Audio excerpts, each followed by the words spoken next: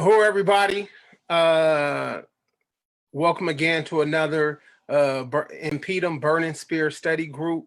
My name is Matsamela Odom from InPDUM San Diego, and I am the chair of the Africans Charged Genocide Campaign. I would like to begin by saluting my leadership. I'd like to salute Chairman Omali Yeshitela of the African People's Socialist Party. I'd also like to salute President Kalambayi Andanet of the International People's Democratic Uhuru movement. I'd like to salute all the members and all the participants of the Burning Spear Study Group for the last couple months. You've made it very fun and enlightening. I'd like to salute all the people who work underneath me in the African Charged Genocide Committee as well. I'd like to salute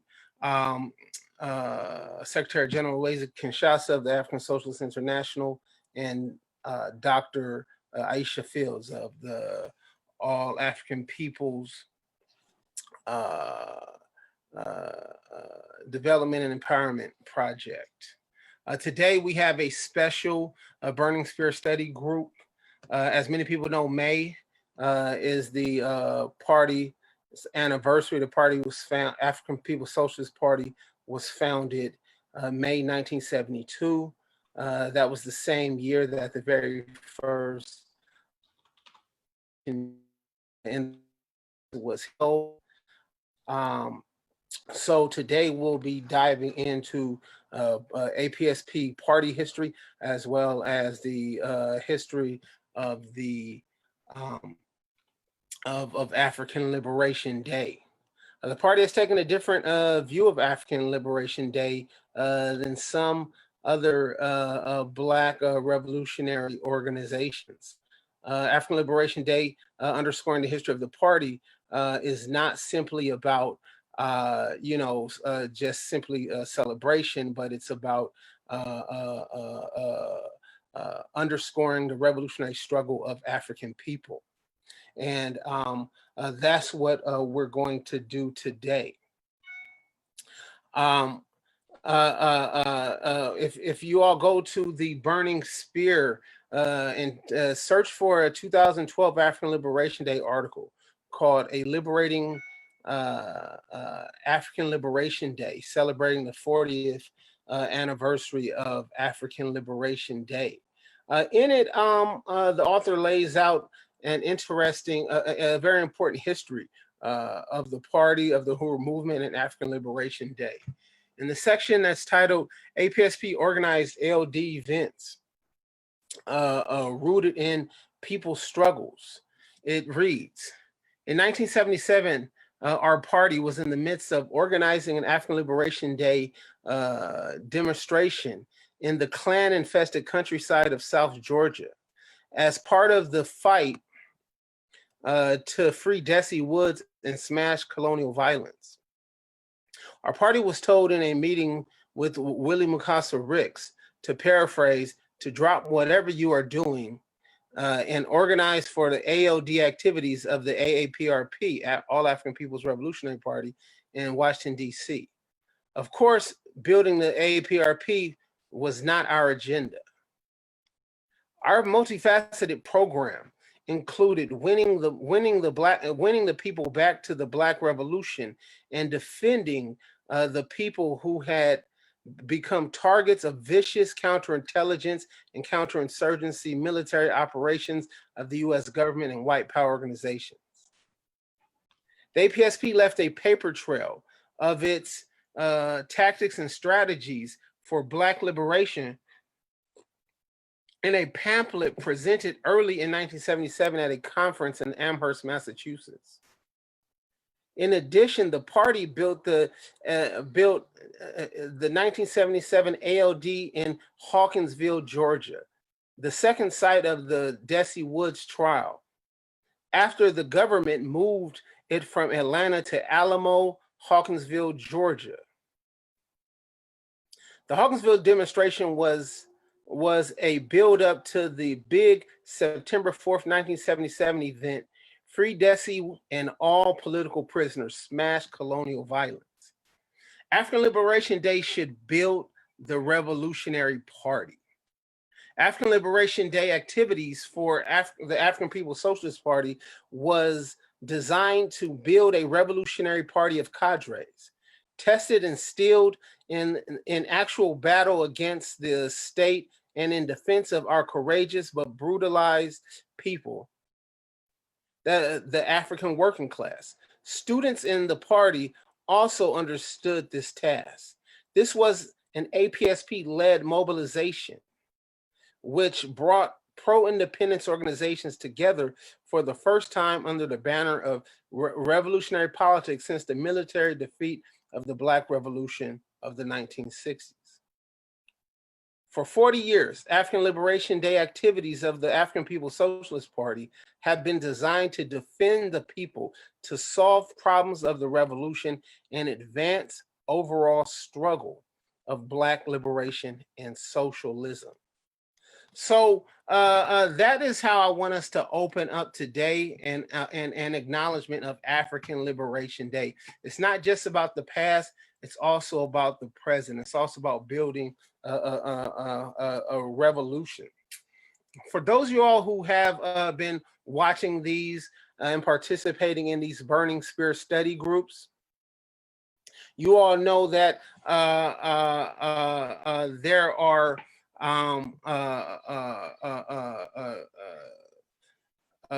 four main purposes of these Burning Spear study groups. First and foremost, I want to introduce you all to African internationalism.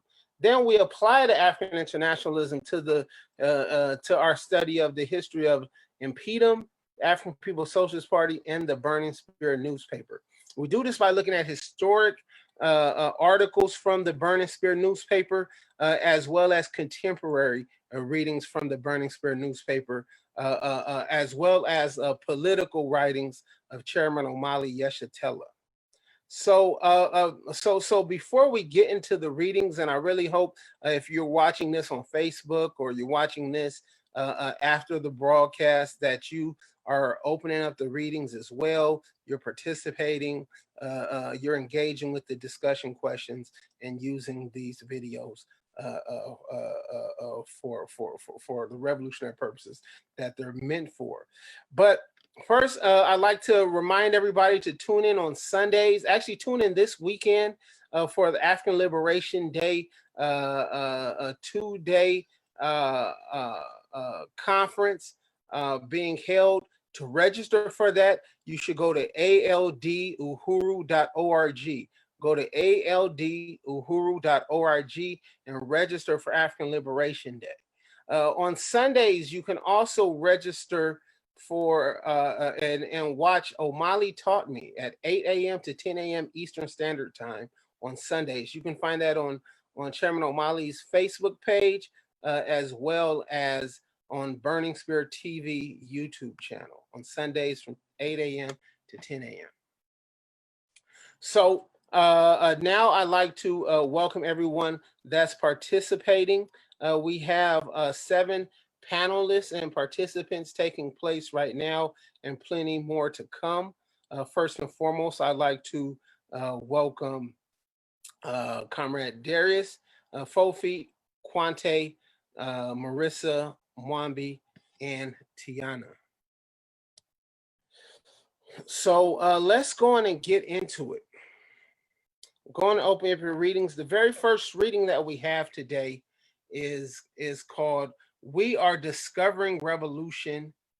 Sorry, we are not discovering revolution. We are planning it.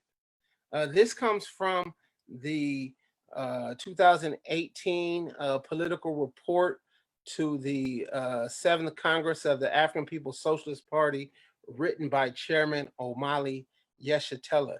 So we're going to read from page 140 to page 144.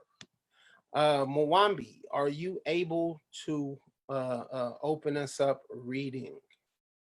And everyone, you can turn on your cameras.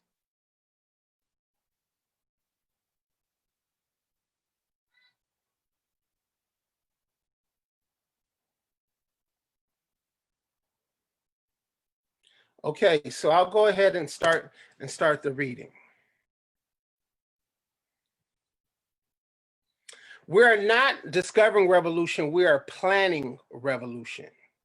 Today, the African working class has its own party.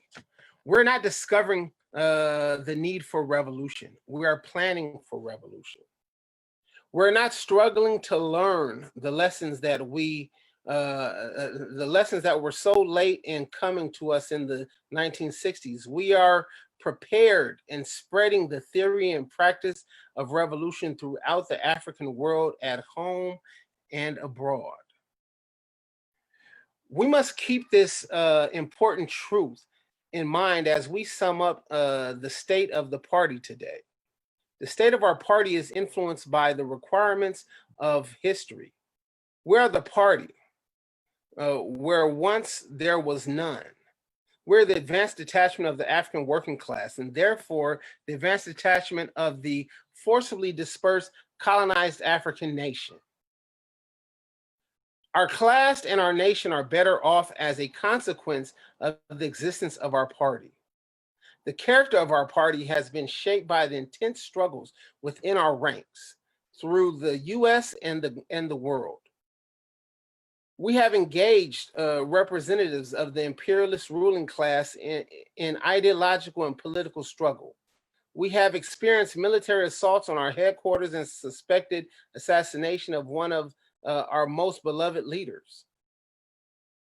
Our phones have been tapped and our news organ has been intercepted, spoiled, and otherwise made unusable.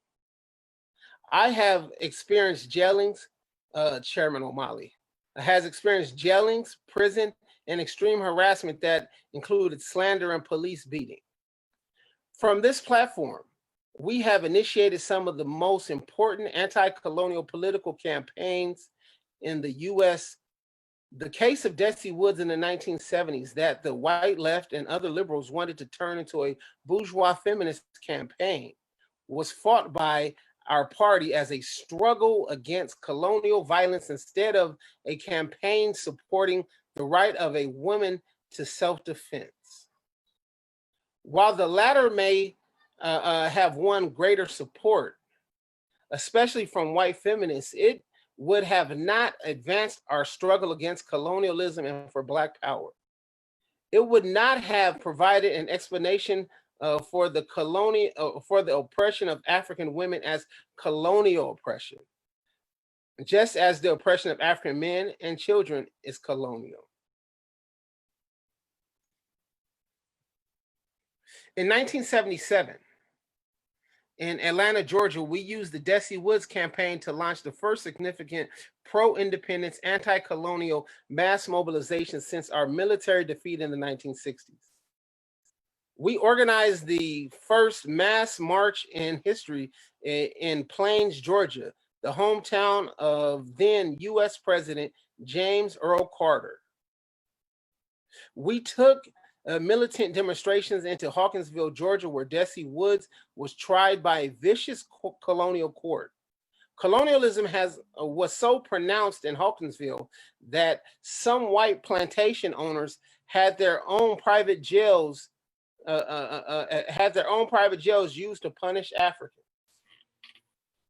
The Desi Woods campaign also established the conditions for much of the work of to organize the African People's Solidarity Committee in 1976, 4 years after the founding of the party. The African People's Solidarity Committee, whose work revolves around material solidarity from the white community, has become the most outstanding manifestation of the correctness of our party's revolutionary reparations demand. Never before has the African Revolution extended itself into the colonizer national population. Never before have the white ruling class and its minions had to defend themselves from the demand for African reparations from within its own previously sheltered and generally comfortable position on the pedestal of African colonial oppression. From the first time in history, the demand for reparations is more than a demand. It is actually being accomplished right now by the African working class through white people of the colonizer nation, whose unity requires the submission to the leadership of African people through its advanced detachment, the African People's Socialist Party. It confirms our theory of the role of white people of the colonizer nation based on the history of parasitic capitalist development resting on a foundation of the enslavement and colonization of African and oppressed peoples of the world. The unprecedented relationship of white people organized under our leadership is a critical component to our overall strategy to overturn the colonial capitalist social system. Our party fought mass land reforms battles in Oakland and waged major contests with the domestic neo-colonial government officials in defense of the African working class there. In 1986, we responded to the police U.S. government bombing of African militants of the MOVE organization in Philadelphia with a National African Liberation Day demonstration under the slogan, "Reinforcements are on the way." We were determined to demonstrate to Africans in Philadelphia that they were not alone. We denied the vicious imperialists and neo-colonialists the victory in terrorizing and silencing our struggle with the horrific murders of 11 men, women, and children of MOVE and the bombing demolition of an entire colonized African community. The work of our party has never been limited to the abstract theoretical screeds. We are practical revolutionaries, and we recognize the importance of theory for our revolution is its testing and validation by practice. As the advanced attachment, we are developing our theory through practice. All the work we have done, and this is all the work we have done, and this is only a hint of what we have accomplished, is evidence of the efficacy of our theory. As we have repeatedly stated, African internationalism is a theory of practice. Since the 1980s, we have led incessant struggles against police murder in Philadelphia, and we were central to the campaigns in London against police violence against Africans. When our organizers were arrested in Sierra Leone, West Africa, we successfully mobilized an international public response that forced the neo-colonial state to retreat. We have organized multiple independent economic institutions, making us genuinely self-sufficient, and created a true foundation for the dual and contending power in the hands of the African working class for the first time since Marcus Garvey 100 years ago. And much, much more. The activity of the party since our Congress in 2013 has been characterized by the same rapid revolutionary pace for which we are known. Our party is the only organization with a revolutionary work ethic. Everyone sees us as the ones who actually get things done quickly and efficiently, such as with the People's War Against Colonial Virus. Much of our work today is centered in the Black Power Blueprint Project in St. Louis. Although hundreds of different personalities and organizations descended on Ferguson, following the uprising of the militant young working class Africans, the African People's Socialist Party is the only organization remaining from the lot. The TV cameras, money, and ruling class media are now gone, along with most of the personalities and organizations. However, colonial oppression still defines the lives of African working class. Now we are there in St. Louis, the advanced detachment of the colonized African nation, the African People's Socialist Party. The Black Power Blueprint represents a major anti-colonial advancement that has implications for the development of the African nation, development of the African anti-colonial struggle all over the world. We have remained in St. Louis, and we have organized a presence and movement among the working class of this community, whose heroic resistance has re-energized African anti-colonial consciousness in a way not seen since the 60s. Uhuru.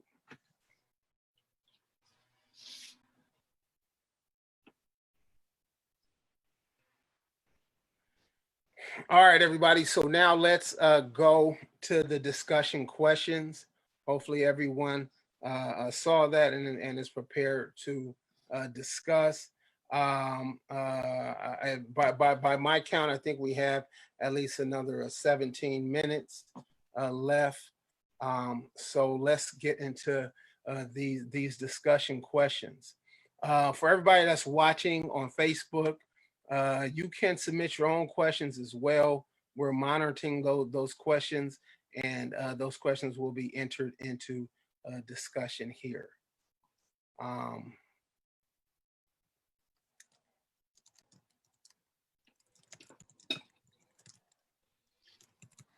So very first question that we have.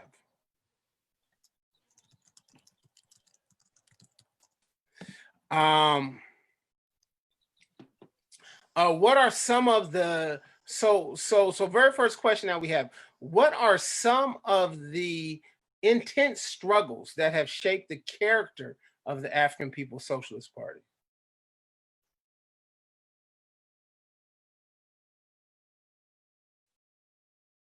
Uhuru. Can you hear me? Yes. Yes. Okay, Uhuru. Yeah, first of all, I just really wanted to appreciate this study, this Burning Spirit study group.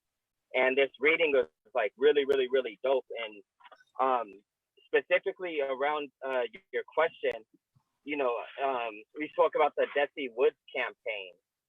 And, you know, and over the last year, I've learned so much about that campaign that was in Georgia, you know, around that, the African woman who, you know, basically took out, you know, this white man that was trying to rape her, and they tried to lynch her, and the party waged a fierce campaign among, you know, led a fierce campaign and really, you know, brought a lot of African people into political life through that campaign. So that's the first thing that I could think of, you know, when you talk about intense struggles. So Uhuru. Uhuru.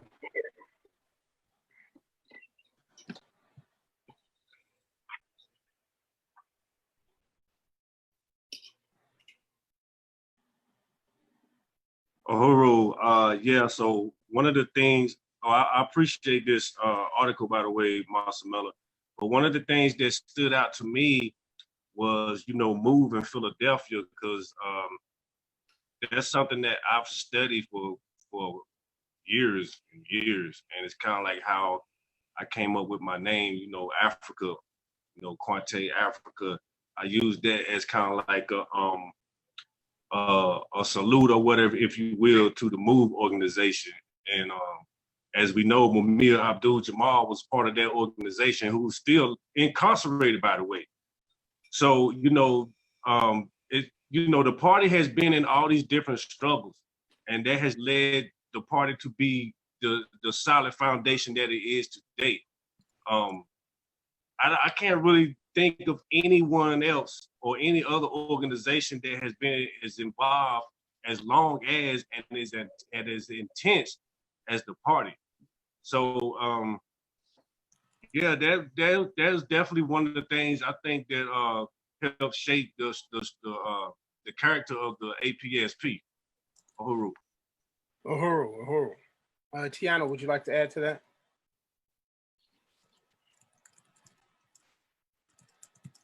Uhuru.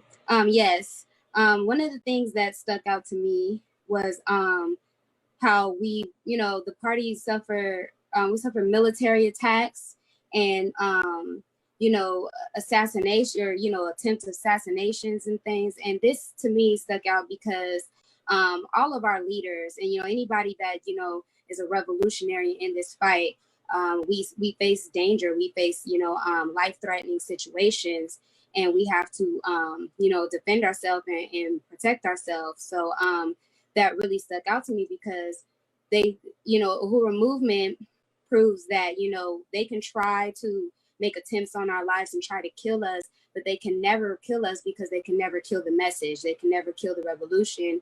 We continue to thrive. So that really stuck out to me. And it also stuck out to me that, the comrades, are actually we're putting ourselves out there, and anything can happen. And so it just really, really, to me, it shows, the honor in being a revolutionary, the importance of being a revolutionary, and the courage in being a revolutionary.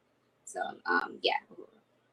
Yeah, Uhuru. And to add that, I mean, I think this sort of the thing that sort of is clear is the fact that we're guided by an advanced ideology of African internationalism.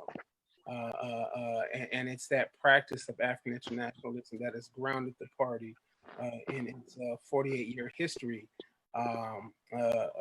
as the advanced detachment, as the only organization to believe that the struggles of the 1960s could be resurrected and won. And this is very important because, see, in the early 1970s, a lot of organizations with African in their name, with revolution in their name, and things like that, really have begun to move towards reformist politics, aligning with either university powers and things like that, or with the Democratic Party and electoral politics. But it was the party who grounded the struggles of the African working class in its message, not just in its message, but in its practice. That's one of the reasons why we engaged the archive of the Burning Spear, because it's all there in the archive. The principled struggle and leadership, the practical of the African internationalism. So yeah, I like to once again. So yeah. Let's move to the next question. So we kind of touched on this already, but the Desi Woods campaign is absolutely crucial in what the chairman is writing about at this moment. So the second question asks, how did the Desi Woods campaign, quote, launch the first significant pro-independence anti-colonial mass mobilization since our military defeat in the 1960s?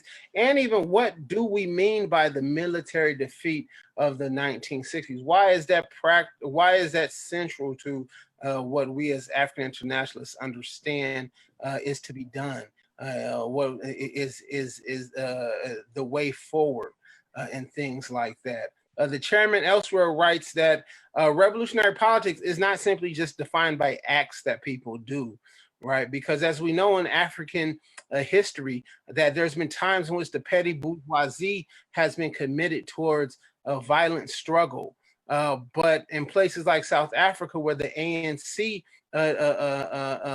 petty bourgeois organization had committed itself to such struggle, what the chairman notes is that that was simply armed negotiation, right? So it's not simply just about the acts. The question is to what ends, to what end is that struggle taking place? So the second part of that question is, why was it not simply about the right to self-defense, but instead anti-colonial struggle? And I think that sort of that's a very crucial part, right? Where he says it was not simply about a bourgeois feminist understanding of a woman's right to self-defense, but it's about Desi Woods and anti-colonial struggle of all African people. So do you all want to give a shot at answering that question? So remember, if you're in this group, hopefully you're here to participate. Prez Kalambai, are you able to answer that question?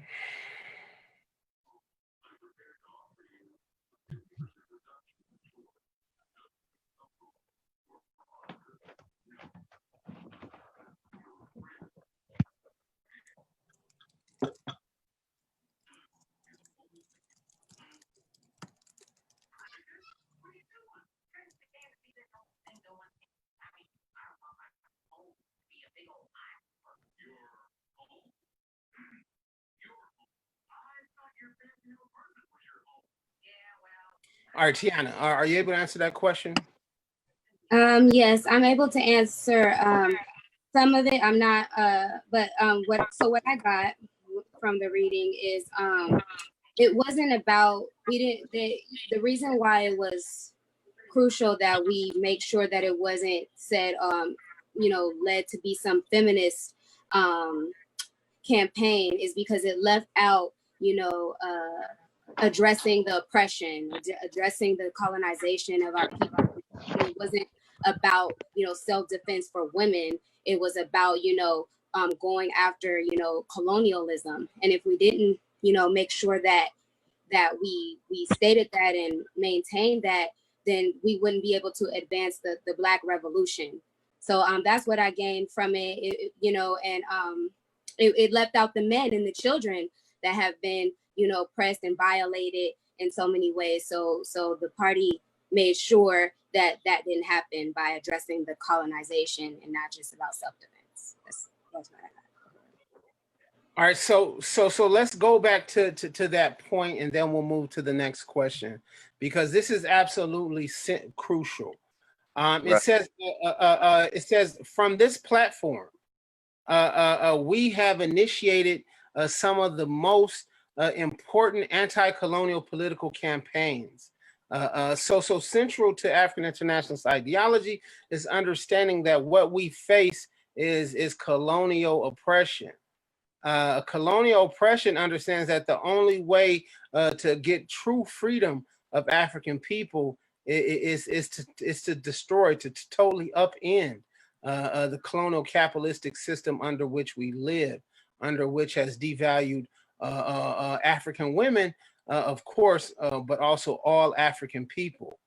This is why the chairman says that white liberals and the white left and even the bourgeois feminists wanted to make it about a right of a woman to self-defense.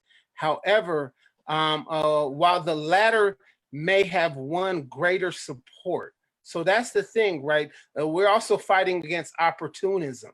It's not simply about opportunism. It's about overturning the oppression of African people and truly overturning the oppression of African women.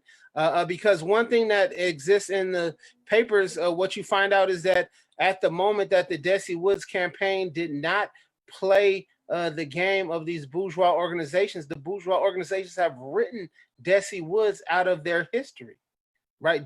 Go to Google Books, type Desi Woods. And if it's not something that's party related, that's in the Google Books, you do not hear about Desi Woods, right? So she has been written out of the bourgeois history books on women's history and even Black women's history. So it says, yeah, press. Uhuru, yeah, I was in another meeting, so I was trying to be here and in another meeting, but this is a great study about Desi Wood. And just to answer the question, we have to remember this period that we were in, where the African Revolution, Black people revolution in the 60s has been crushed in this period, right? And this is a period where we see we see the feminists, we see the white woman jumping in front of the struggle jumping in front of the struggle and making it about Becky, you know what I'm saying, at this period. And the party was not going to go for it. The party was like, no, it's no way that, these feminists, these white women is going to try to say that they fighting for Bessie Wood in the sake of women in general. You know what I'm saying? There's no such thing as women in general. That we know that white women played a strategic role, a big role in the oppression of African people for decades, and this is something that they did. And I just wanted to add that to what Comrade Tiana said and you said, just really, really on point, that this struggle, and even today, like the bourgeoisie, we have seen articles from these, prestigious universities that's looking at the case of Bessie Woods and seeing the work of the party. They are studying this at universities, the Bessie Woods, and they have to refer back to, anytime they pick it up, they have to refer back to the party that led the struggle. That's the significance of it, even to this day, that we have been able to control this conversation, that we did not allow the petty bourgeoisie to take this over. And that is very, very important. That's very, very important, that the African working class do not have the petty bourgeoisie or the ruling class, white women or anyone else speaking for our struggle. That we have to understand that we can't even, like you said, Comrade, even though we're talking about feminists, that being an African and nationalist, we don't see gender. It can't even be about women or men or our gender. You know what I'm saying? Because we feel in the oppression as a people. You know what I'm saying? It's not even age. We can't even have an ageist politic where we're talking about a certain age lead and a certain age follow my elders and things like that. It's some elders that is not qualified to lead this struggle. So I just really, really, really appreciate this article, and to see the historical work that the party has always been putting in, and how significant and important, and why we study in it today. As InPDUM, a mass organization that is bringing this spirit study to you in your living room, on your couch, in your bedroom right now, because the time is now for Africans to be able to come into political analysis, to be able to understand that we have to have a theory to say, how are we going to get free? Because every theory is not leading us there. And I don't want to take So Uhuru, Prez, I mean, I think you're in a good position for us to answer this last question as we move forward. Chairman states that practical revolutionaries, we understand the importance of testing and validating African internationalist theory.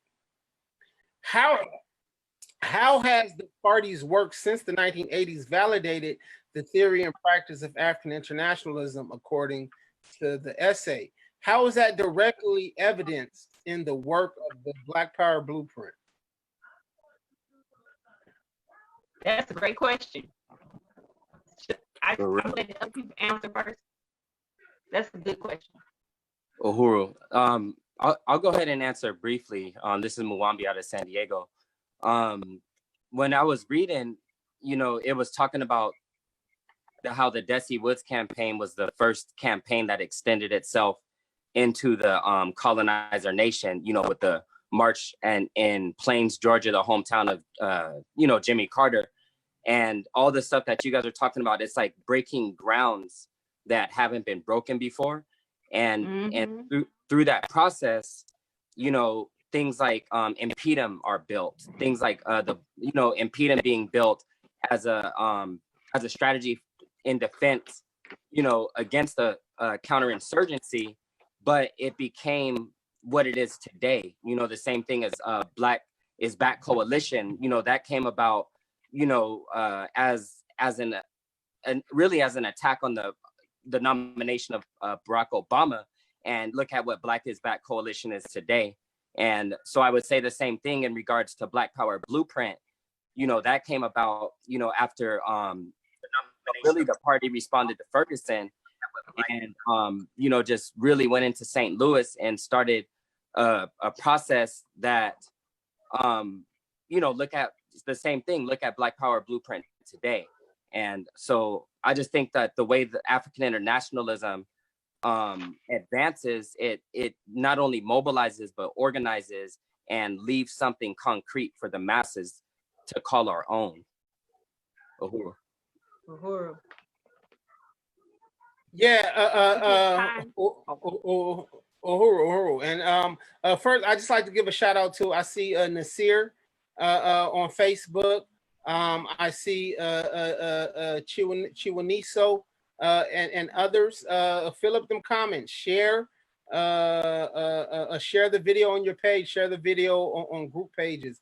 Let's get this a good conversation going. Prez, we'll hear from you, and then we'll move to the next. This is really, really good. Oh, like today has been a revolutionary good day from beginning to end. You know, just all the revolutionary lit things that's happening, the work, concrete work we doing, and it just really says how Chairman says, you know, it's not what we say, it's what we do. And with Desi Woods, how you were saying, comrade, and you were like really helping deepen our understanding that it, you know, that we could not let the feminists lead this struggle. And I believe that this is right at the time where the party answered the question of solidarity, because, you know, we had to say, how are these white people going to concrete support Black power? You know what I'm saying? So we answer a critical question at this period, right? And then when you said that, and I heard Luwambi talking, I love studies because, you know, we all bounce energy off each other. We bounce these ideas. So when Luwambi was talking, it hit me when you asked that question about Ferguson, because I didn't even know where you were going with this. But I get it, what you saying and why you asked the question and why you're a professor, because it just helped me to understand that the party just answered another critical question, because we could not let the petty bourgeoisie lead this struggle that they were trying to do, hijack the struggle of Ferguson and take it somewhere else. And Chairman came in and answered a critical question of what we had to build to answer the question to the African brave soldiers that answered in a brave way that day, that he did not let them down, that he was going to make sure that they seen the evidence of revolution. You know what I'm saying? Because it wasn't on the grounds yet in St. Louis. We didn't have a leader. We didn't have the Uhuru movement. We didn't have anybody to actually have a to what end. And that's what happened with the Black Power Blueprint. This is powerful. Woo! Yeah, that's what this is meant for. Thank you. Yeah, and the Black and even amidst this crisis, you know, I went online. I saw the picture. The garden is still being built. That red, black, and green is still flying over fluorescent, however you pronounce that street, fluorescent. You know, it's still flying. We still building. The work of the party is still going on. Central to African internationalism is the understanding that crisis actually produces the moments for revolutionary possibilities. So it's at times like this in which, you know, we shouldn't be demoralized. We should be activated. You know, they got this thing going on that says like, you know, my plans versus like what 2020 was. And I posted a little funny meme, but the meme actually in some ways I need to be self-critical over, right? Because the truth is that my plans I put was Garvey, and then I said 2020 is actually Mobutu. But you know what? That's when I'll revert back to my plans, right? It's underneath that crisis that you go back to your plans if your plan is grounded in the revolution and the liberation of the African working class, right? If it's in, you know, petty bourgeois politics or wondering if the Democratic Party is going to save you or something like that, you know, you might be dismayed. But if it's in the liberation of the African working class, then we know we're going to be all right. So let's move to the next reading. Hopefully you all are opening that reading up. Can y'all still hear me? Yeah. Okay. Yeah. Cool. Let's move to that next reading. Mwambi, are you in position to read this next reading? I think you'll really appreciate this reading. It's titled Independence in Our Lifetime. African Liberation. This is a report of the African Liberation Day festival activities of 1974. When you open it up, you'll actually see the very first page there for historical purposes. I think I want us to just read that very first reading as well. It's not the same reading, but it's the acknowledgement of the march that took place, and then we'll move to the synopsis of the banquet. So APS, can you begin with that one? Florida African Liberation Day, APSP and ZANU lead the way. Okay, how far do you want me to, can you just stop me when, because I'm a little bit, the text is kind of a little different layout, so just stop me where if I mess up or something like that. Okay, yeah, read the whole left side and then it picks up at the right side. Okay. Okay, cool. So APSP and ZANU lead the way.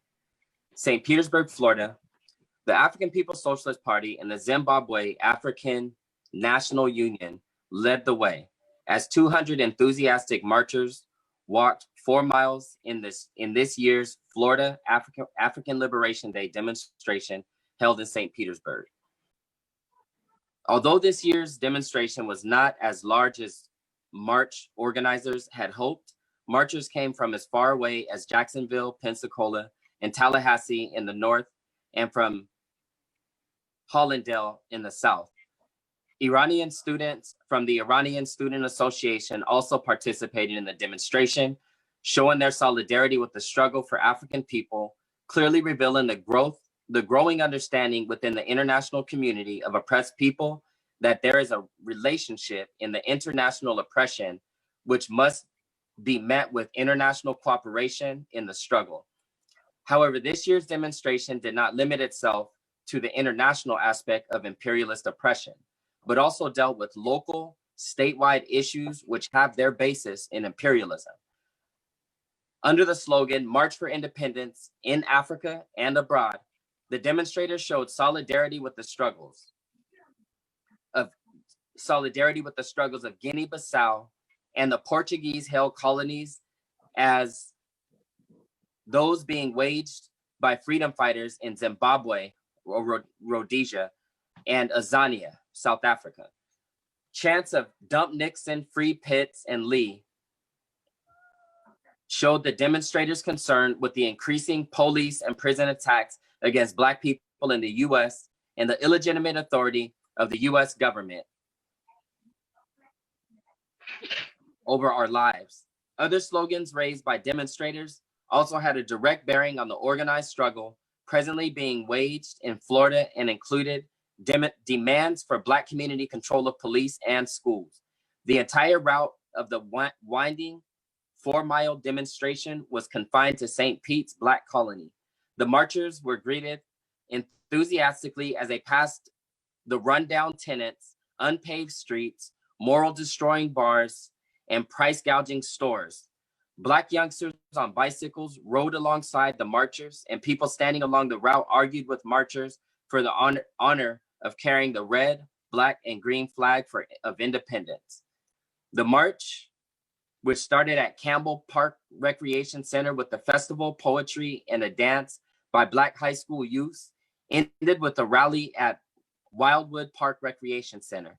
Robert Perkins, Minister of Information for Malcolm X United Liberation Front, MIULF, and one of the march leaders and organizers, was one of the speakers at the rally. Also speaking was Tapson Maware, ZANU's representative of North America, Canada, and the Caribbean, Fulani Obafemi, Information Minister of the Republic of New Africa, RNA, and Joseph Waller, Chairman of the APSP. Mawere brought greetings to our African brothers and sisters in the US and declared that although the march was long and hot, it was a march that took us 4 miles closer to freedom. He also told ZANU freedom fighters often walk as long as 5 days at a time in order to reach objectives, often without shoes. All the speaker stressed the need for unity and organized struggle against all forms of imperialism. Dang. Uhuru. So I'll move to the next reading. The next reading that we're going to read is part of that same issue, and it's a very critical issue. It's actually the first issue in the archive. Actually, not the first issue, but 1974 is the first year in the archive that emerges after the founding of the party. They are doing reclamation and stuff like that. So as more and more of these old things come in, there'll probably be some stuff from 72 and 73. But 74 is the first year that we see, but it's also the year that we begin to see the current the stake of the party and the politics and all that stuff emerge as those contradictions that was laid out in the opening reading that I gave you all of AOD began to emerge, because 1974 that was the same year of the Sixth Pan-African Congress over in Tanzania, and it's really at that time that many of the contradictions of many of the contradictions of Pan-Africanism began to emerge and show themselves. It was actually in June of 1974.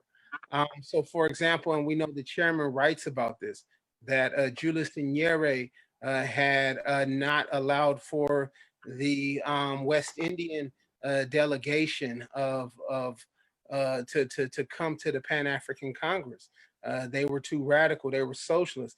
Meanwhile, reactionaries like Jonas Savimbi of Unitas out of Angola, who was a CIA agent fighting against African liberation, was present there. And the only person to call it out was Walter Rodney. So this is the moment in which, really, like you said, the difference between African internationalists and Pan-Africanists and Pan-African political practice begins to emerge itself.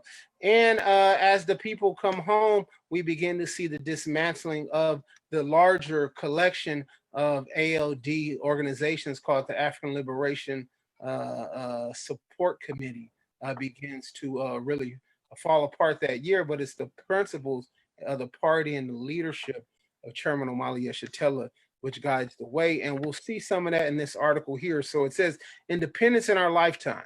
St. Petersburg, the African People's Socialist Party held its second annual banquet here on May 24th, 1974. The banquet was lively and well paced as it displayed the same kind of style, flair, and boldness that characterizes the party's daily work. The tradition of an annual banquet began last year, one day prior to African Liberation Day, which is today. The Central Committee of the African People's Socialist Party decided that the party's members should be commended for their hard work and dedication to the struggle for independence. The Central Committee also decided that the banquet, while entertaining, should be educational. At each banquet, an assessment of the party's work would be given, an overview of what lies ahead. With these goals in mind, the banquet was an overwhelming success. The seriousness of the banquet had not gone unnoticed. Everyone seemed to understand that the main reason they were there was to continue the struggle. The platform guests had been selected because of their long-standing contributions to African independence. A lawyer, a dentist, a teacher, a news reporter, and a minister were part of the platform. Tapson Maweri, the U.S. representative of Zimbabwe African Union, ZANU, brought a message of solidarity from African people presently engaged in struggle in Zimbabwe. His presence underscored the growing relationship between APSP and ZANU. In his address to banquet guests, he told them to, quote, get organized. I greet you all, said Mwari. I am at home. Mwari stated that ZANU was on its way to victory. He stressed that the mental determination and political understanding were necessary for any African national to commit themselves to the struggle of independence. If you feel in your mind to go, go. No one step backwards, said Mwari. The late comrade Katura Carey, a member of the African People's Socialist Party and its Central Committee, outlined the racist attacks launched against her by the Alachua County School Board. Katura Carey stated that her firing, like many before her, signaled a crisis in Black education. Black people are no longer needed as cheap labor to work the factories, shops, and schools, said Katura Carey. Production in the U.S. has slowed down as a result of the never-ending economic crisis sweeping this country.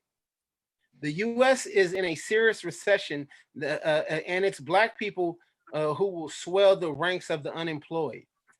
APSP members, Faye Bojo Williams, Wilman Goldman, Lewis Little, and Claude McCollum were awarded the Lawrence Mann Award, the second highest award of the African People's Socialist Party for unselfish dedication and service to the struggle for African independence.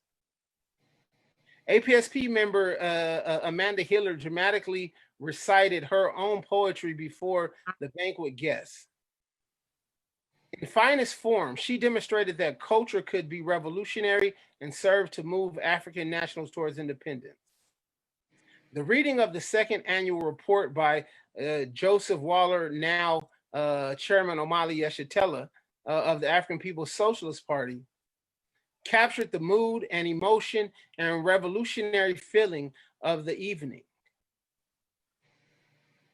The report read in part, surely the white ruling class was unnerved when it saw our party lead 100 people on the great long march to Stark in defense of the garment factory.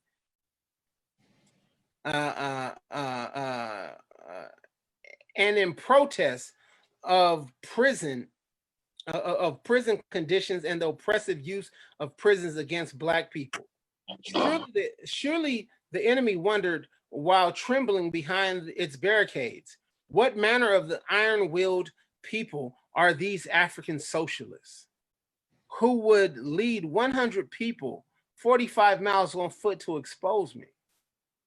To that question, we answer, we are messengers of history, servants of independence, who are armed with collective determination of all African people to be free from foreign rule, oppression, and exploitation.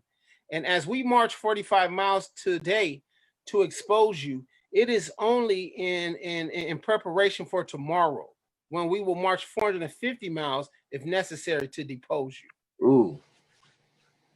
It was obvious that the APSP were proud to be part of the African People's Socialist Party and serve interests of African people. It was equally obvious that the banquet guests were proud to know these iron-willed socialists. They did not understand that a party holding true to its principles and armed with the glorious and invincible theory of African internationalism will never tremble and run away at the first sign of struggle, explained Chairman Waller, now Chairman Omali, as he delivered the report.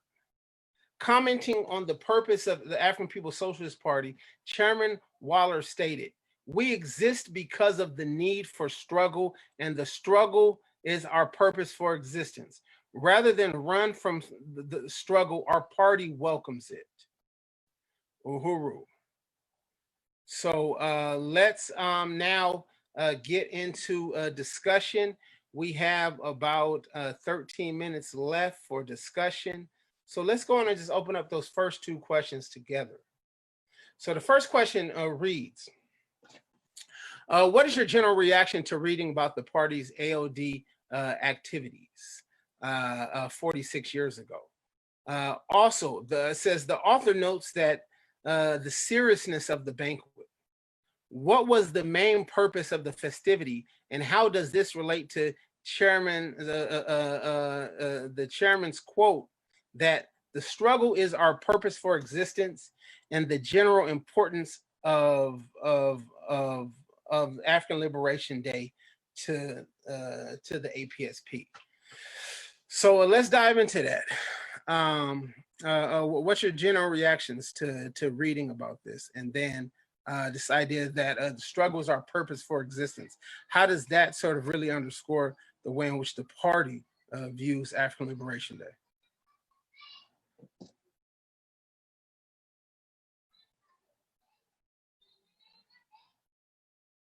Uhuru, I'll take a stab at it. First of all, my first reaction is just the amazing work that is always, done by the party, showing itself time and time again. So, seeing and hearing, the strong message that we're not going to surrender. We're going to, if we don't, if we're going to march with our shoes off or whatever we're going to do, we're going to do whatever it takes to, lead our Africans to freedom. So that was my, reaction to reading, all of this, the whole reading. I appreciate how the author talks about the banquet and what it's for, to, appreciate, everybody, the comrades and their hard work.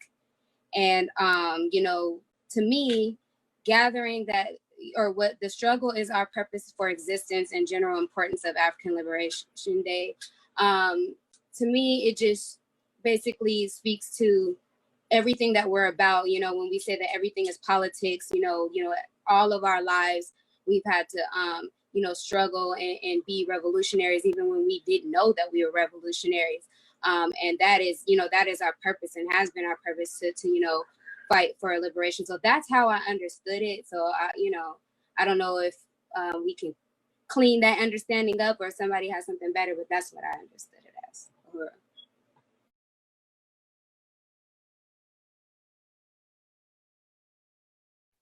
Uhuru Mwambi. Uhuru. Yeah, what stood out to me right away was how the language is the same. I seen Black community control of schools, Black community control of police, a very strong, just voice of African internationalism, of speaking about where it talks about and also when it said it did not limit itself to the international aspect of imperialist oppression, but also dealt with local statewide issues which have their basis in imperialism. It's just really, really honestly, like, liberating, you know what I'm saying? Just to see, this was in 76 or 74. This is 2020, and we're still waging a struggle against Black community control of schools and Black community control of police. And, in this, you can see that it's a completely focused on overthrowing imperialism and attacking capitalism. And so it's just really dope. And then the other thing that I just wanted to say is, and honestly, this is from a lot of working with you a lot lately, is I'm looking at the names like Henry Williams and Reverend Fennell or Fennell, Bob Perkins, Kataru Carey, Amanda Hilliard and Hilliard, and it's just making me think, like, who are all these Africans? You know what I'm saying? And what else? What other articles are they in? And how else did they contribute? Are they still a part of it? I want to look up Zanu, all that stuff. So that's my, when I start reading this, that's my reaction. Yeah. Uhuru. Thanks for that, because yeah, I mean, my initial reaction, I mean, when I'm up looking at these archives is just of immense joy and excitement to come and share this stuff with you all, but also sort of it shows the ironclad will. The one thing that we read that the chairman talked about is that what defines the party by people who love us and people who can't stand us is the hard work, right? No one can argue against the hard work of the party. So even amidst that crisis, and I also think that one of the reasons why the 1974 AOD was probably a little bit slower was because so many people were flocking to Tanzania at that time. So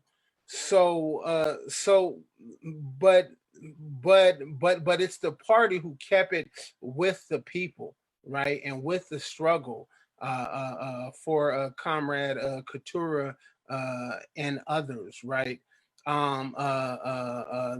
So yeah.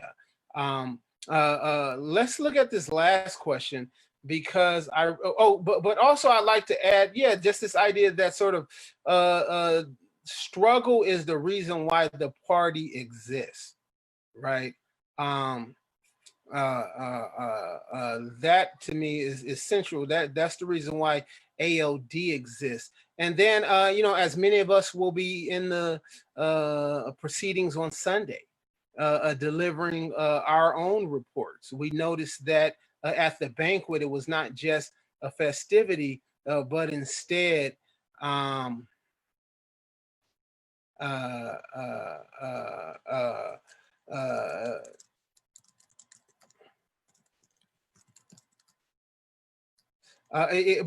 it was the political reports being given as well. So let's look at this last question, and then we can move to the final reading.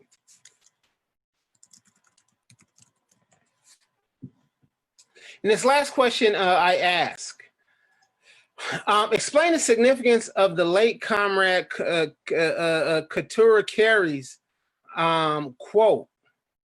Africans are no longer needed as cheap labor to the crises Africans currently face under capitalism. So, Tiana, Quante, Marquise, Darius, what do you all think she means by that? Right? She talks about her own firing in this understanding. I think sort of, well, to give you a little bit of that sort of, this is something that the chairman lays out excellently 10 years later in what's called stolen Black labor. The reason why we say we struggle against colonialism is not simply semantics, right? It's understanding that underneath parasitic capitalism, which is a concept created by the party, right? We see it sort of develop. Other people have taken it, making it different names, but sort of the idea created by the party, this idea of parasitic capitalism,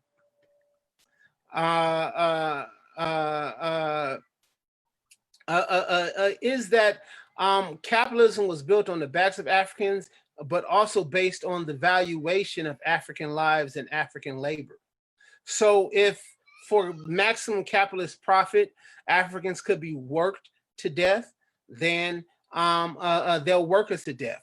But if for maximum capitalist profit, Africans can be discarded, housed in jails, kicked out of our jobs, and things like that, and then we starve to death that way, then Africans, then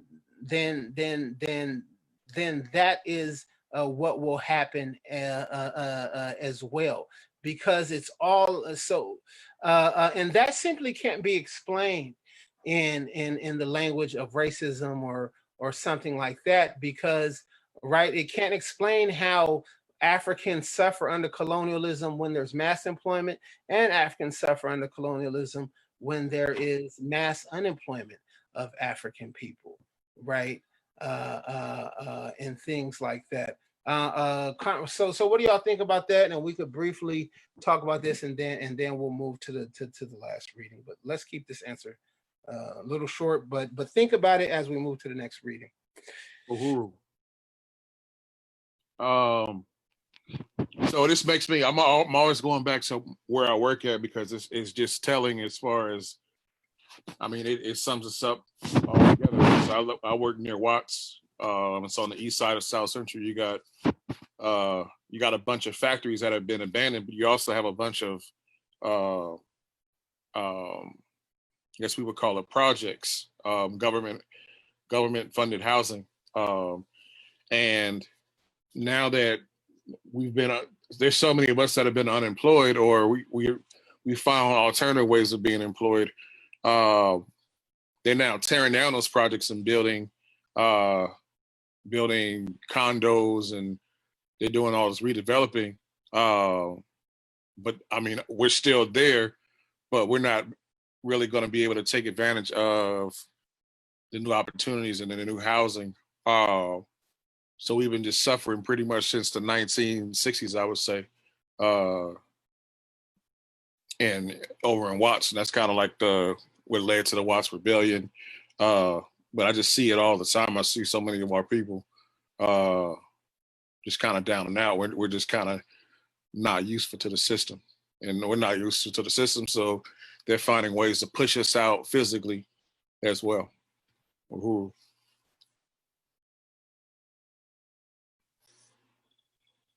I think that Uhuru, this is Quante. I think that saying that Africans could no longer be used as cheap labor when initially we were used as free labor, I mean, that kind of speaks volume. I mean, it speaks for itself. Like, we look at the condition right now where they're handing out these quote unquote stimulus checks when we are due trillions in reparations. I mean, that pretty much says it all right there. Like, we are also, not only that, but we are also 100+ years or maybe even 200 years behind all other races or people economically. Like, we really suffer economically, like terribly. And you know, you look at all these millionaires that make millions of dollars off of paying people what they quote as a living wage. How do we survive? Poor healthcare.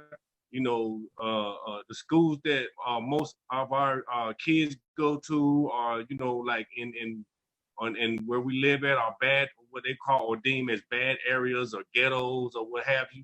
And it just speaks a lot to say that it's cheap labor. I mean, most people work and make a wage of about $12 to $15 an hour, and in some places it's less than that. Like in the South, I think it's still less than $8 an hour. And these are not living wages. You cannot live off. I mean, you can barely pay your rent. Like, you know, rent is something, you know, that's usually they want you to make 3 times of what you make, and most people can't even afford to pay their rent. So yeah, it speaks volumes to say, you know, we can no longer be used as cheap labor. It's almost still free labor. Uhuru. Yeah, exactly. So that's the idea, right? Stolen black labor, and with the sort of understanding that what we're going up against is parasitic capitalism and colonialism, that allows us to understand that, you know, there's no employment level underneath capitalism that will mean freedom for African people. There's no simply fight for 15 that will mean freedom for African people. It might make us a little bit more comfortable, but it won't mean freedom until we overturn that. But it also underscores what Comrade Elikya talks about in the very next article, which we're going to look at, is that Africans are the true essential workforce, right? This is why, like, when we're talking about prison,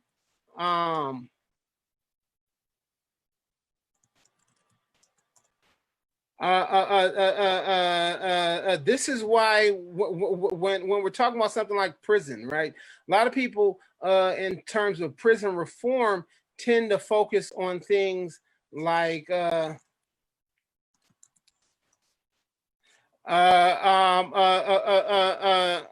when we talk about things like prison reform, you got a lot of people who might focus on things like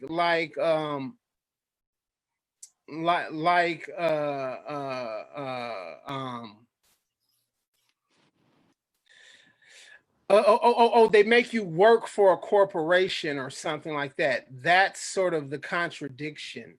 But the contradiction isn't just the labor that you do when you're in prison. The contradiction is the value that's placed on your body and your life while you are in prison, right?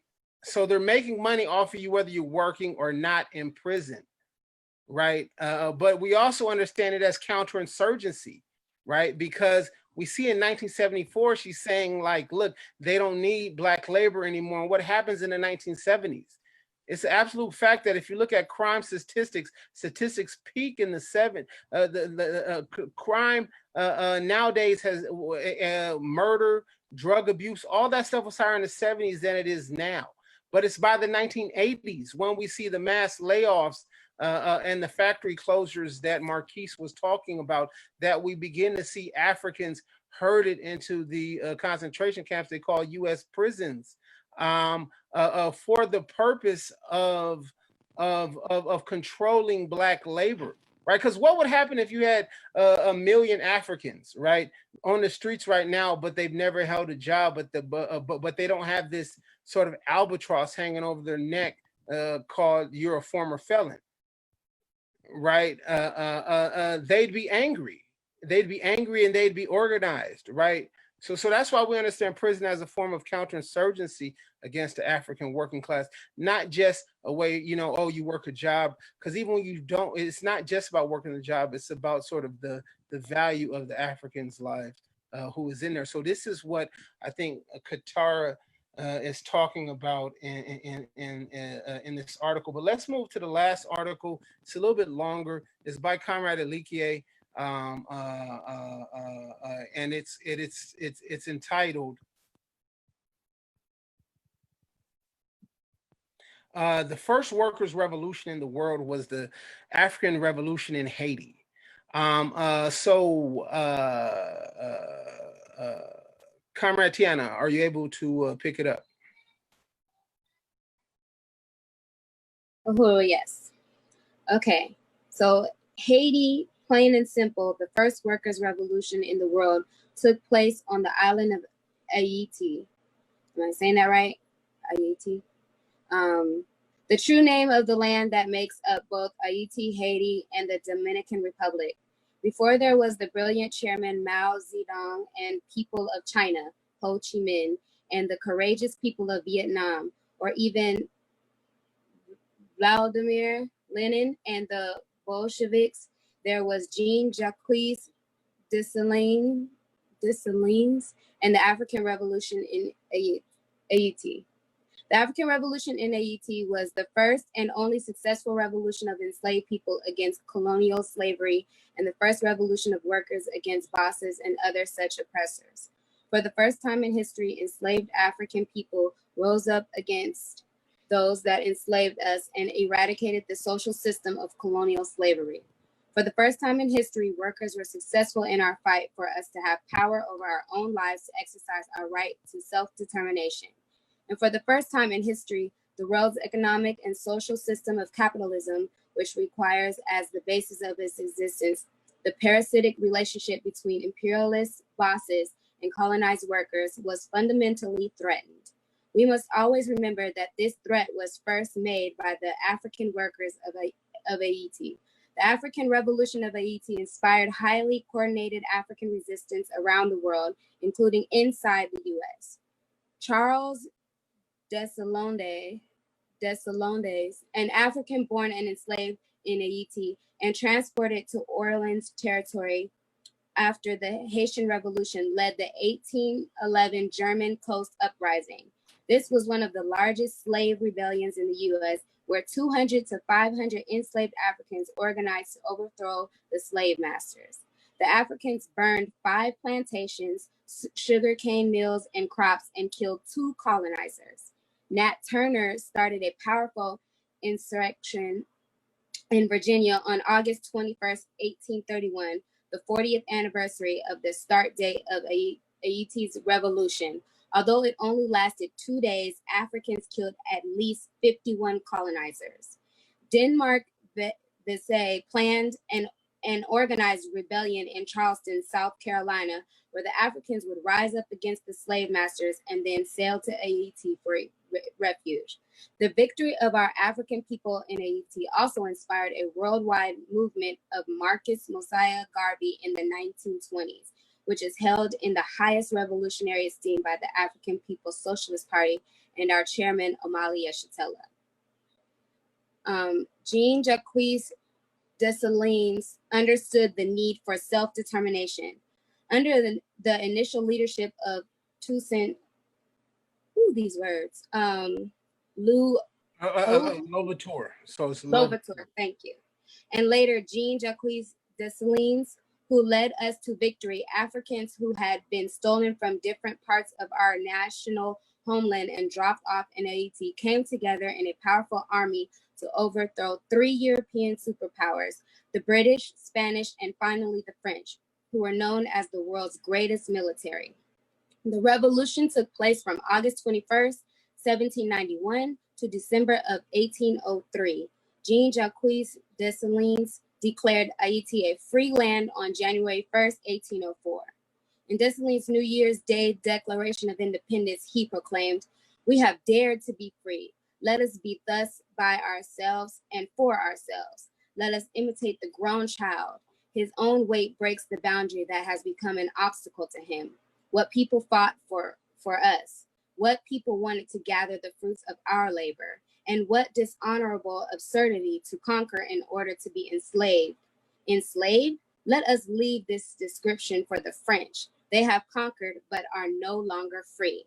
Dessalines and the Africans under his leadership understood clearly that overthrowing colonial slavery was key to ending the parasitic relationship of enslavers gathering the fruits of the labor of the enslaved, or bosses enjoying the benefits of the production made by workers. The 1804 Workers' Revolution of Haiti set this example for what would later become the 1917 Bolshevik Revolution of Russia, the 1945 Workers' Revolution in Vietnam, and the 1949 Chinese Workers' Revolution. It remains the shining example for the worldwide African revolution we are engaged in building today. Mwambi, can you start the next session? Actually, I'll go on. Yeah, Uhuru. Work is essential to the production of life. A group of Africans posed for a picture in front of a stand built for the 2016 Festival of Agricultural Workers in Haiti. Okay. There is a proverb from Haiti, from Haiti, that states, "Work is freedom. Creole, travail, c'est liberté." This quote exists because African people have always understood that work is what moves production, society, and our main objective, life, forward. Workers are the social force that produce all the value in society and in the world. Without workers, there is no production, and without production, there is no forward motion. Work and workers are both essential to life and the forward motion of life. African people had already been workers long before the first European ever stepped foot on our homeland. We were producing life for ourselves, our communities, and our entire nation. This reality was stolen from us at gunpoint when we were kidnapped and enslaved, forcibly dispersed around the world and forced to work, forced to produce life for the colonizer nation. We no longer had the ability to produce for ourselves and our people. Instead, everything produced by the African nation on the continent and abroad was for the benefit of Europe and European people. This is the same contradiction we are faced with today. We have, however, always been fighting to overturn this oppressive relationship. We are fighting today to continue the work initiated by the Workers' Revolution of Africans in Haiti. Going to pick up there. African people are the essential workers of the entire world. The question of workers and essential workers is the one that currently dominates every discussion taking place during this period of dealing with the colonial virus, also known as coronavirus and COVID-19. Many have taken to social media to thank all the essential workers for making the necessary sacrifices to help society during this virus. Some posts accurately acknowledge that it is the essential workers ourselves who are most susceptible to contracting and being gravely affected by this virus. Many have expressed on social media that all workers are essential workers and deserve far more that what we have received up until this point. A point we cannot allow to go unmentioned, however, is that African people are and have always been the essential workers. We have always been doing what is characterized as making the necessary sacrifices to help society at any given time. The undeniable truth is there is no such concept as workers in general. There are workers of the colonizer nation and there are workers of the colonized nation. African people, the colonized nations, African people are the social force that produces value in the world while being exploited for our labor, receiving just enough to make it to the plantation the next day. The workers of the colonizer nation are workers who still remain on top of this pedestal. They are still recipients of the value production produced by African workers. Chairman Omali and the theory of African internationalism have explained the true nature of the working class. In an uneasy equilibrium, the African Revolution versus parasitic capitalism, Chairman Omali says, we have always said to those who have saw the fundamental struggle in the world as existing between minority white workers and the bosses of the world were mistaken. We have always said that the essential class struggle in the world does not exist between white workers and the white ruling class, but is actually concentrated in the struggle against colonialism and economic dependency. So I'll pick up this last part. So I might skip just a little bit, but so the African Socialist International leads the way. The Workers' Revolution of the African Socialist International leads the Workers' Revolution of African people.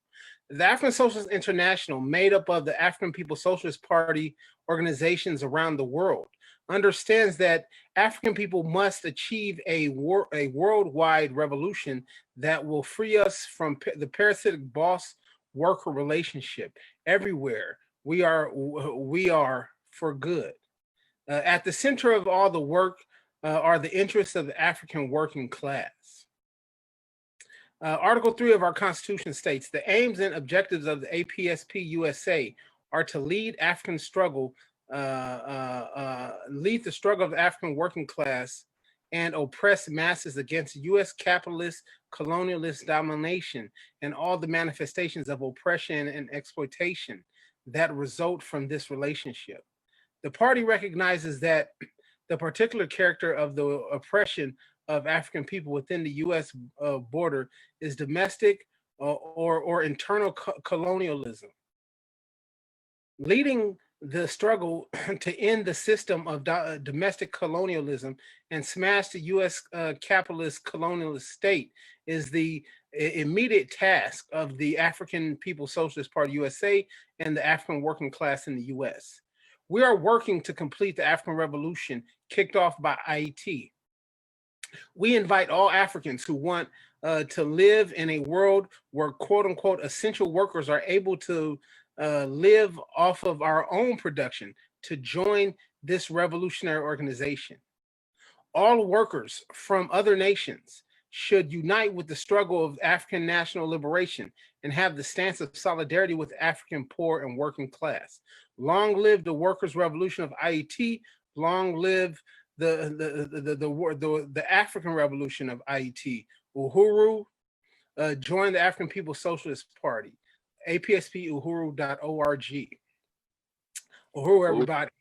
So now we have a little bit of time left, about 15 minutes left for discussion. So let's get into these questions. So the first question I have is, and if you're going to be involved in the question answer, please start your video. For the first question I asked, why do you think Comrade Elikya characterizes the revolt as, quote, the African Revolution in Haiti, or IET, instead of the Haitian Revolution, as it is commonly referred? Why is it the first workers' revolution? What other revolutions did it set the example for? Consider revolutions listed by Comrade Elikya and ones not listed. Uhuru. Yeah, I just wanted to really appreciate this article. I never really understood it in this light before, as the first workers' revolution. And, to answer the first part of the question, it speaks to the question of the nation. That's the simple answer. It speaks to the question of the nation. When we talk about the African Revolution in IET, it helps us understand that it was Africans, that we were stolen from Africa, we were stolen from the continent and brought over, to this island. And so the Africans there that revolted, it was a part of the bigger African Revolution, as she mentions the different rebellions and the different revolts. Charles, I think it was Deslondes, and then Nat Turner, Mark Vesey. Yo, how you pronounce his name? I say Deslan or Deslan. Right. I mean, I'm from San Diego, so the problem I have is even when I'm saying French words, I pronounce it with a Spanish accent. So yeah. So, Comrade Jean, we need you next time. You know what I'm saying? So yeah, it speaks to the fact that, we're all Africans, and there is, Africans revolting in the US as a result of it. You know what I'm saying? So I want to go ahead and just cover that part of the question. And then I'll leave the other parts to other comrades.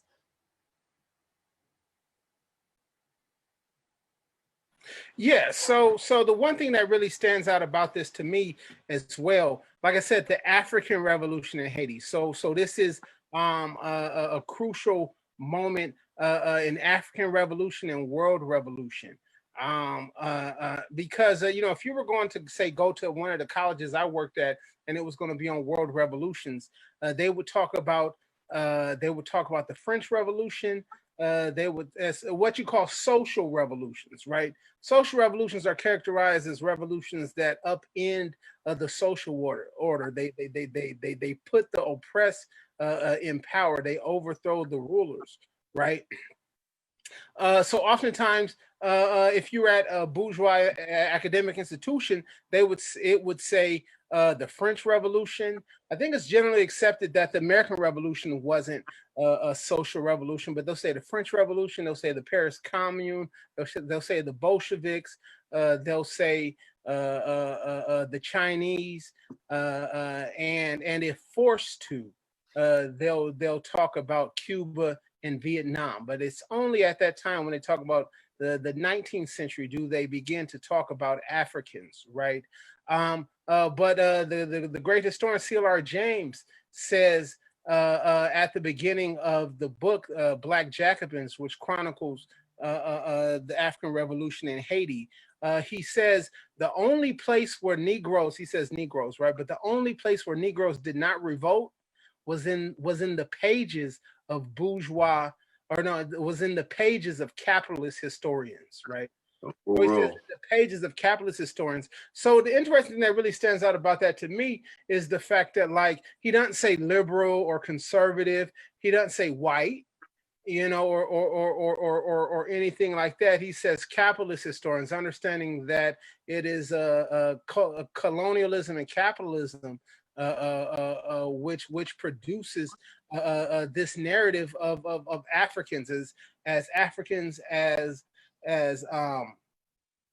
as objects of history, objects through which history has been happened to, but not subjects of history, people who've actually made history and changed the direction of the world. So oftentimes there's this guy named Soto Knox and a couple other French people. Man, historians had credited those people with the Haitian revolution, the revolution in Haiti, the same way that they credit William Wilberforce for ending slavery in the Caribbean, or Abraham Lincoln for ending slavery in the U.S. and things like that. But we know that the France did not have a social revolution. Because the Africans that were enslaved before 1789 and after 1789. That the only way through which that revolution could be had was with the mobilization of African workers. Also, it's the conditions under which Africans lived, which produced the revolution in Haiti. I would say so. There's two things that revolution is driven by relations of production, and Africans work together. They live together. They created revolutionary culture in Haiti, and that's what sort of moved it forward and stuff like that. So you can't talk about that. Right. So then that says, okay, well, if your revolution is not about liberating the African working class, indigenous people of the world, then it's really just a way for white workers to get a better place underneath capitalism in relationship to the oppressed masses of African people, maybe for the petty bourgeoisie to get African petty bourgeoisie to get a better place, but it's not about liberating African people. So there's all these other sort of revolutions that I think that this sort of methodically lays out. I mean, we also say that there has not been a true socialist revolution yet either, right? Because that socialist revolution has to be a one for the one that tears down national borders. It has to be a global revolution of African people, which is what we're working towards. So let's open up that next question. So the next question, she writes, Dessalines and the Africans under his leadership understood clearly that overthrowing colonial slavery was key to ending the parasitic relationship of enslavers, gathering the fruits of the labor of the enslaved, or bosses enjoying the benefits of the production made by workers. Using this quote, how does Dessalines define self-determination? Because like I said, there's a lot of ways through which what people think self-determination is, right? Self-determination, Biden said today, if you don't vote for him, you ain't black. And I said, well, actually, you're right, Biden. I'm kind of a mocha complexion, anyway. You know what I'm saying? Right. Black. Right.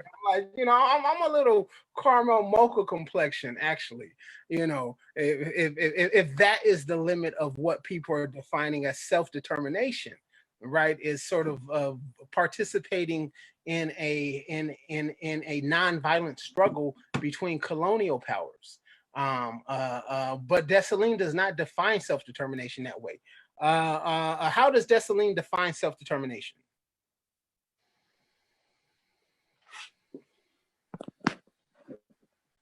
And Mwambi, you could jump in, but anybody else, Marquise, you can jump in as well. Yeah, I'll go ahead and jump in. So right here he says overthrowing colonial slavery was the key to ending the parasitic relationship. And the end of colonialism is what gives African people the ability to have self-determination, because under this system itself, you know, we can't have self-determination. We can't have self-determination at all. And I think that speaks to a lot of Africans who say that all we have to do is just go off in the corner and just build, create Black businesses and, do different things like that out. And eventually we'll have enough money and have enough land and all that stuff to beat the colonizers at their own game. But, Dessalines, when he's speaking of self-determination, he's talking about overturning the relationship of the bosses enjoying the benefit of the production made by us workers. You know what I'm saying? And the fact that we have to have control of that, and the fact that we have to overthrow colonialism to have self-determination. Uhuru. So, did anybody else? Well, let's open up to that last question as well. You can engage one of the last two questions, but last question reads: how does Comrade Elikya explain that Africans have always been the essential workforce? Why does she say there is no such concept of work as workers in general? Uhuru. So, I just wanted to touch on the first question briefly, because it was something that it was African Revolution rather than the Haitian Revolution. What I connected that to was that after the Haitian Revolution, you have the Haitians going around Latin America and training different people around Latin America, many of whom were African and also indigenous as well. So the Haitians had like an understanding of themselves as African, but also connect to this like indigenous element, and then go around and work with other people around Latin America to do the same process. So it's kind of like an international process that they have. And even like in Mexico, we have the Mexicans separating themselves from Spain, and one of the generals, Vicente Guerrero, was Afro-Mexican, and about 40% of Mexico's army that fought for independence were of African descent or Africans. So I made that connection. And then the last question, how does Elikya explain that Africans have always been the essential workforce? I think that really ties to like the fact that I think it's kind of hidden to most people, but I mean, our whole society, United States is built upon the work that Africans are doing in Africa and all around the world that we don't see, whether it be Jamaica or the people found that are mining minerals in Africa that allow for our cell phones to work, our technology. It holds up all that, and all the work that's being done that's really hidden. We don't get to see it, but it's kind of driving the engine of our economy. But Africans don't get credit for that. They're never going to be seen as essential workers. And even when you think about the hospitals, I think about this, many of the people that they might not be doctors or nurses, they might be LVNs, or they might have another position on a, what we'll call, somebody say a lower tier in the hospital that are making everything work. So the people that are cleaning everything, the people that are making sure that the hospital is supplied, the security guards, many of those people are African people. And that's always been the case. So that's what I'll say. Uhuru. Anybody else want to add to that? But yeah, I think that you're absolutely correct, right? So it's so it goes back to what Comrade Katura said, right? In which she noted that the shifts in capitalism depend on the relationship between capitalism and African people, right? So Africans can be discarded, or I mean, I know for a fact that not a single middle-class white male has delivered the Instacart that I have coming to my home, right? Every single, I mean, you got Africans in their 70s working as Instacart workers, exposing themselves to this. So but this isn't out of nowhere, right? This is the material struggle, the material relations that African working class has to white power and parasitic capitalism. like I said before, I mean, with all the NBA stars, all the athletes, all the movie stars that we have, the median wealth for the African family in the U.S. is about $9,500. The median wealth of the white family in America is $135,000. So this underscores. So that's 7 times. So this actually more than 7 times. Like 17 times.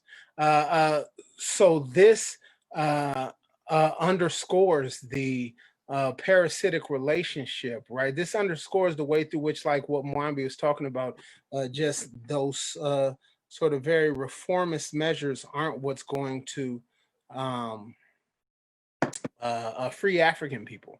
Instead, the thing that's going to free African people is upending that system. So that sort of speaks towards reparations. That speaks towards so many other things that we're talking about, right? What true liberation of Africans is going to look like. So yeah. If there's any questions we can answer very quickly, the time has come up for this. If there's any questions we can answer very quickly, we would love to answer those questions and then move towards the normal general business items that we have here. So I'm looking at some of the questions. There's a lot of unity with our comments. Comrade Tachara says, yes, that was a game changer for me too. And African internationalism has provided scientifically derived definition of the nation. Nasir says, I appreciate the practice of using the term colonialism as it brings into the discussion the notion that we are dealing with nations. By definition, a nation dominating another nation, and thus we are a nation. The realization that we are a nation is the paradigm shifting, connecting us to millions of others of Africans around the world for over 600 years. Yes, exactly. So number one, people say, why you call yourself Africans? Why you call yourself Black? Well, because we choose to. And just like the chairman says, at the moment that we fight, and it's at the moment that we win, we can have a convention and we can decide what the next thing we're going to be called. But that alone does not change our relationship as the pedestal through which the rest of capitalism stands. I don't see any other direct answers per se. So we could move towards the cause and wrap it up from here.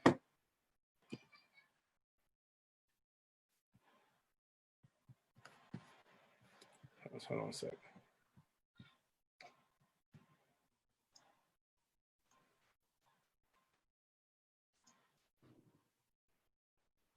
All right, so at this time, I would like to remind everybody, please go to africanschargegenocide.org.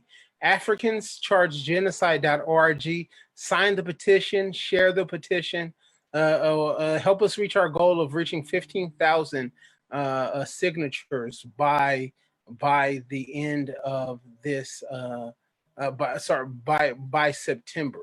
That gets us a little bit over 3,000 signatures that we need to get. So let's circulate that petition. We're going to take that petition to the UN. We're going to charge the U.S. with the crimes against humanity, with genocide against African people at home and abroad. Next, I would like to do a call for resources. My goal tonight is to see if we can raise $50. Remember, go to InPDUM.org/donate. InPDUM.org/donate. And in your comments, put Burning Spear Study Group.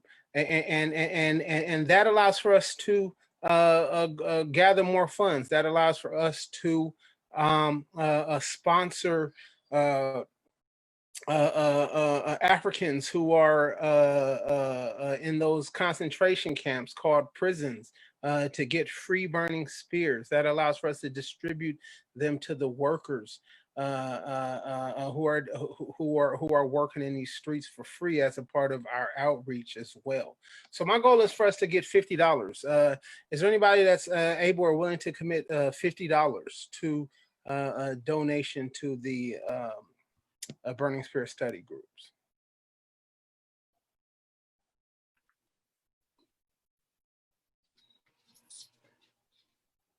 All right. Well, if that comes through the comments on Facebook, let me know and we'll announce their names. Anybody able to commit $40?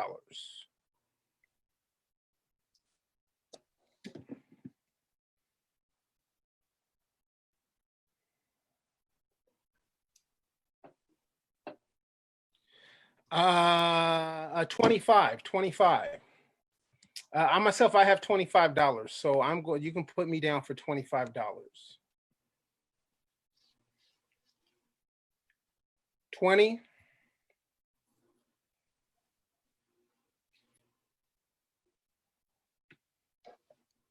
So the goal is for $50. And we've got $25. We got $25. Anybody able to commit $10?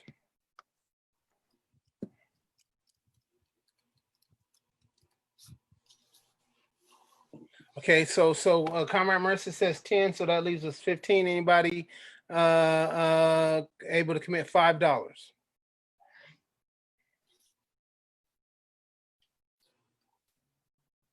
I got 5. Cool. I got 5 on it.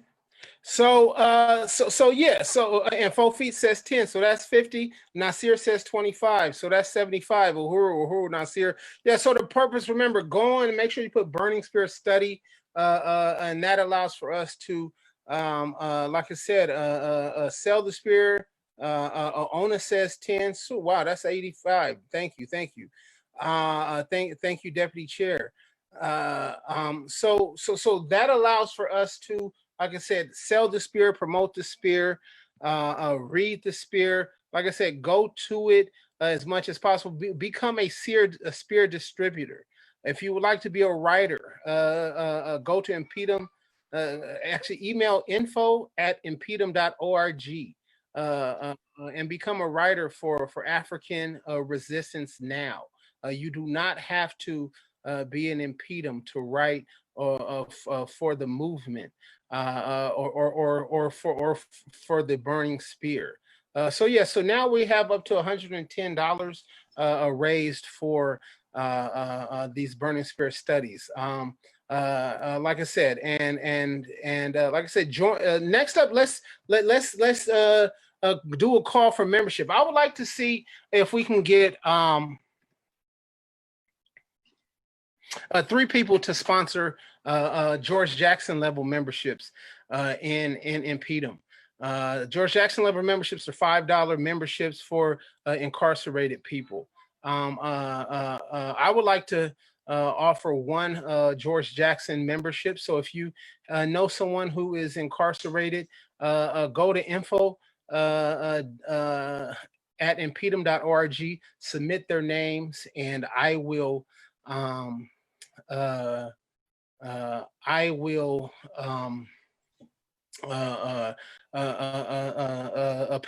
pay for their membership in InPDUM. So that is one. Anybody else want to sponsor George Jackson level membership for a comrade behind bars?